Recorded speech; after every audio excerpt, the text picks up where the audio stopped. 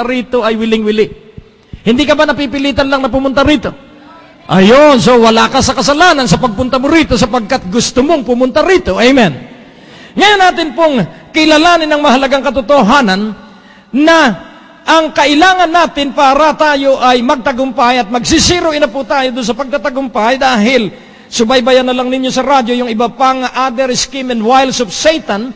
Pero atin pong unawain, dun po sa Ephesians 6, sa armor of God, atin pong kilalanin ang mahalagang katotohanan na meron pong principalities and powers, iba-iba pong hierarchy sa kadiliman. Pero ang napaka-tindi po ron sa hierarchy ng pwersa ni Satanas ay yun pong matatalinong mga kampo ni Satanas. Yun po'y laging sumusubaybay sa bawat isa sa atin, inaalam ang ating kilos, inaalam ang ating mga pag-uugali, inaalam ang buhay natin. At pagpaplanuhin nila at planado bago nila tayo harapin.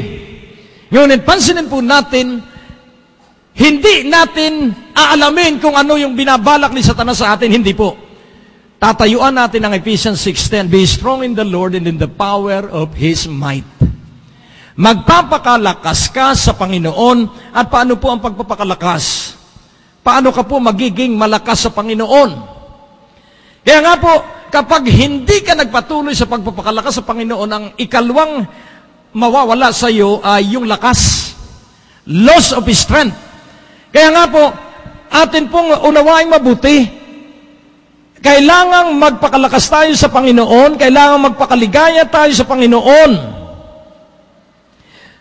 At ang pagpapakaligaya at ang pagpapakalakas sa Panginoon ay sa ano pong paraan? Alam mo po kung ano ang paraan. Prayer, ano pa po? Ano pa po? Worship, yes, very important. Prayer, worship, ano pa po? Ang pagpapakalakas sa Panginoon. Meditation on the Word. With an intent na ito ay isagawa. Amen po ba? Kaya nga po, dito po sa ilang ating gagawin, mamaya po doon sa ikalawang sermon, ipakikita ko po sa inyo ang ilang dapat ninyong gagawin sa araw-araw. Kaya napakahalaga po na ikaw ay maging malakas sa Panginoon sapagkat ikaw talaga'y malakas sa Panginoon. Alam mo po ba na sobra ang pag-ibig sa iyo ng Diyos? Alam mo po ba ang katulad siya ng isang manliligaw na ikaw ay sinusundan-sundan? Amen. Yun po ang pag-ibig ng Diyos. Ang pag-ibig ng Diyos ay hindi mapipigilan ng masama nating ugali. Kahit masama ang ugali ng sino man sa atin, iniibig pa rin tayo ng Diyos. At ang kanyang intensyon ay tuloy-tuloy pa rin hanggang sa malaman mo na masama pala ang ugali mo, hanggang sa malaman mo na may depekto pala ang iyong relasyon sa Kanya. Pero yung kanyang pag-ibig ay hindi nasisira katulad ng mga magulang, yung kanyang pag-ibig sa kanyang anak ay hindi nasisira at hindi napipigilan kahit ano ang sama ng ugali ng iyong anak. Ikaw po ba'y magulang? Pinalayas mo ba ang anak mong masama ang ugali? Hindi, pinakain mo pa rin. Hanggang sa dumating ang araw na siya ay nagbago na. Amen po ba? Kaya nga ang sabi ng Diyos, kung kayo ngang tao ay mabuti ang iyong pagtingin sa inyong mga anak, gaano pa kaya ang Ama sa langit? Amen! Hallelujah! Kaya nga po, nais kong ipaunawa sa inyo, hindi kayo madadaig ng dyablo. Yun po ang isang napakahalagang katotohanan. Kahit ano ang mga pagsubok, kahit ano ang mga nagaganap sa inyo, ang laging gusto ni Satanas ang iyong isipan ay lituhin. Ikaw ay pag nagpasyang mananalangin, saka ka naman aantukin.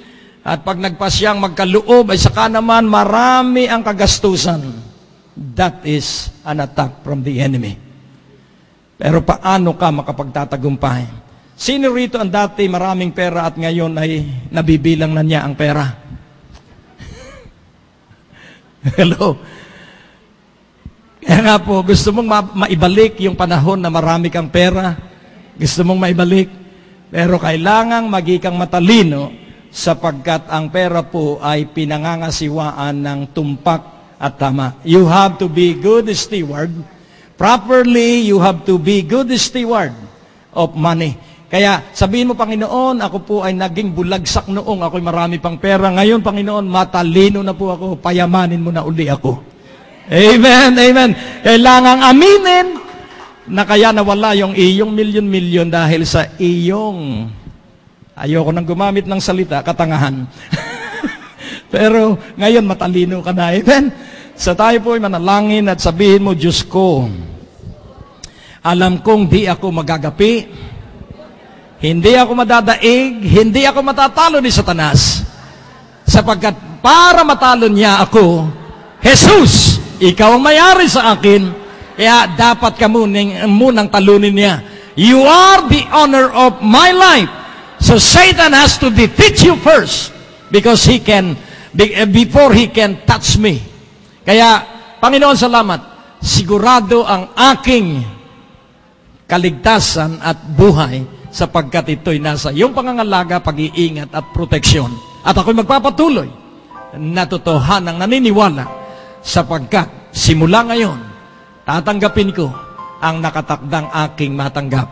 Sa pangalan ni Jesus at ang lahat ay nagsabi ng Amen. Hallelujah.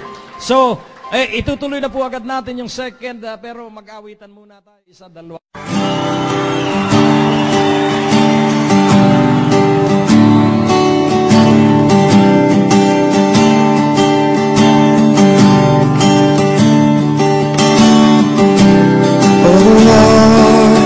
You have given to me all I need, and I pray for your will to be done.